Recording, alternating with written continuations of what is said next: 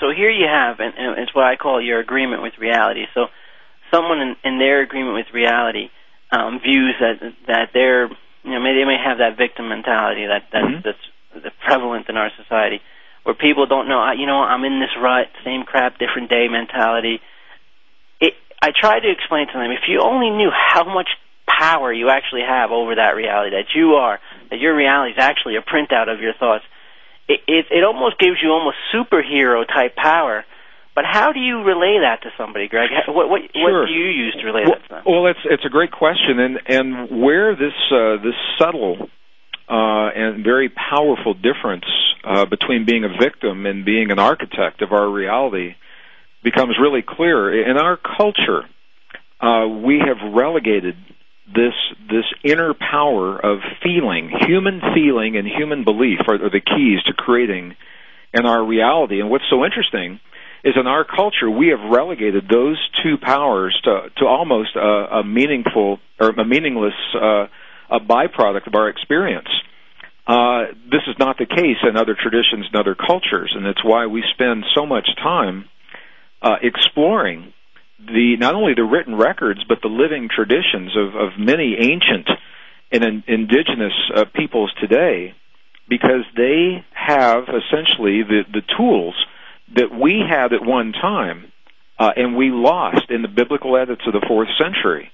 And this is so interesting to me, Steve.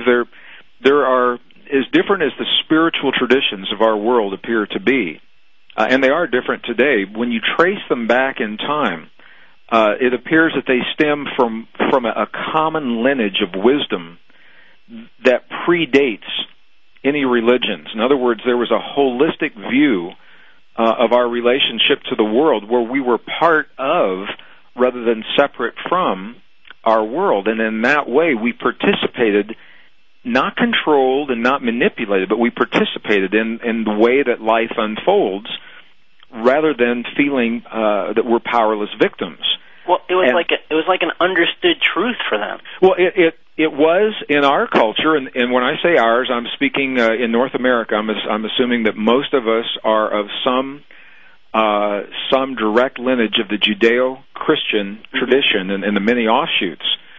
So it was part of the Judeo-Christian traditions as well. In the 4th century, as we've said in all of our books, and we've mentioned on this show in the past, there was an editing that occurred of what were to become the biblical texts. Right.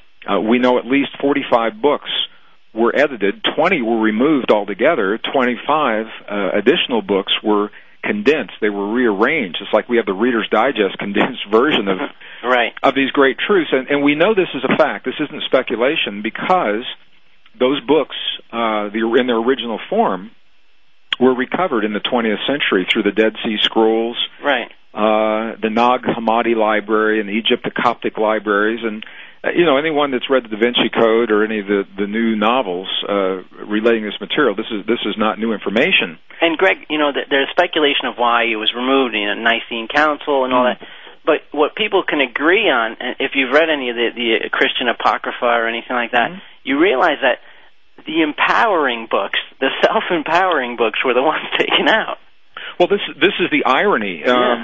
It's the power of human emotion and feeling that we'll talk about in this program to literally interrupt the flow of time and space and rearrange the atoms of our reality. I mean, that's what we're talking about here, and that very power is what was in the descriptions that were included in the books that were removed from our traditions. They were never removed from other indigenous traditions, such as the natives of the Andes in South America, the beliefs of the Tibetans high in the plateaus of the western Chinese provinces, and our own Native American traditions as well. So when we study their cultures and their traditions, and they do things that look so simplistic, and we've tended to discount them in the past, the reality is that those are their interpretations and their memory and their application of a power that was actually lost in our traditions.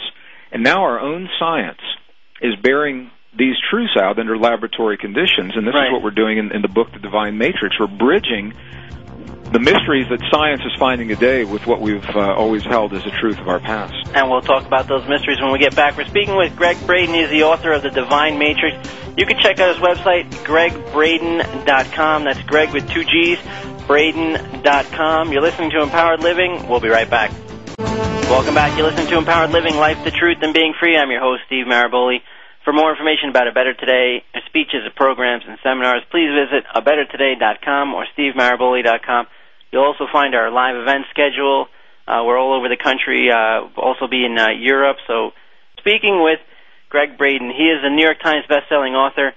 His recent book, The Divine Matrix, is absolutely amazing, and it just talks to you about changing your life, changing reality itself by embracing the focused power of human emotion as the quantum language of change.